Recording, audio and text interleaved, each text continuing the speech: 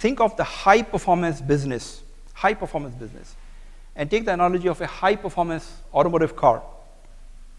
And before you start a long journey in a high performance car, you want to ensure that the car is in good condition, good performance. You have enough fuel in the car. The tire pressure is at the right level. Battery is good working order. The brakes are working order. And once you check all these things, then you start the journey. In a corporate environment, the high performance business, all these things before driving are taken care by the production, quality, engineering, back-end department, the department who are at the back end of the business. But once you are satisfied that all the necessary conditions are meeting the requirement, you start the journey. And as soon as the car starts to move, three key front roles come into action, three front roles. Of course, the CEO sitting on the steering wheel, he has to steer the car journey. Now, CEO must know the destination. That's a vision. Second important role is sales and marketing, or the CMO. They are sitting on the accelerator or the gas pedal because they have to push as much as possible to run the car at a good speed. And they put all the pressure on the accelerator, and no matter what speed, CEO keeps driving and keeps steering the car in the right direction. CFO, the third role, is sitting next to CEO. CFO has two roles. He works basically as a navigator. So he's a GPS or a dashboard, guides the CEO. But more important than that role is he's also custodian of brakes of the car. Why do we have brakes in the car? To stop the car? That's the wrong mindset. We have the brakes in the car so we could drive the car faster. That's a CFO role, controls. CFO has to keep an eye and watch the controls are in the business implemented. So if something goes wrong, he could exercise those controls and avoid the damage. That's CFO's role.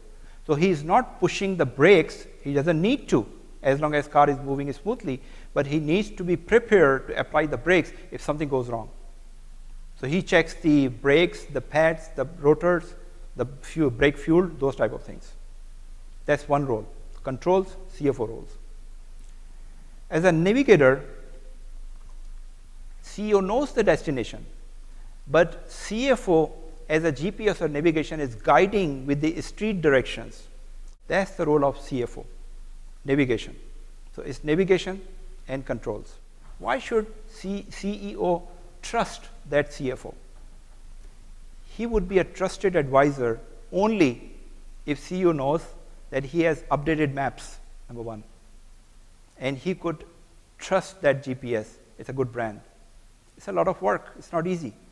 It goes back to the influence. Many CFOs fail or struggle in the relationship with the CEO because they don't have an influence. They have all the knowledge, by the way. This is very important to understand. We only focus on the knowledge part, and then we get frustrated, nobody listens to us. My CEO doesn't listen to me. My CEO doesn't trust CFOs. He has a reason for not trusting it. You don't have a brand or reputation, or you don't have updated maps. What are the updated maps? Is the value creation process. It's not about the numbers. It's not about the numbers. It's a deep understanding of the value creation model of your business. If CEO doesn't believe that you have that level of deep understanding, he's not going to consult with you seriously. He just thinks you are a number cruncher. So not only that you have to develop that knowledge of the strategy and the value creation model, you also need to create a brand with the CEO, create an influence, so they could trust you and they could ask you for the real advice. That's the key. CFO's role to work as a strategic partner with the CEO is someone with high level of influence and a knowledge of the business model. So if you don't have that deep knowledge of the business, you are not a trusted partner. It's about understanding deeply the value creation model of your business, and then start the dialogue. Before that, strategy and learning comes in.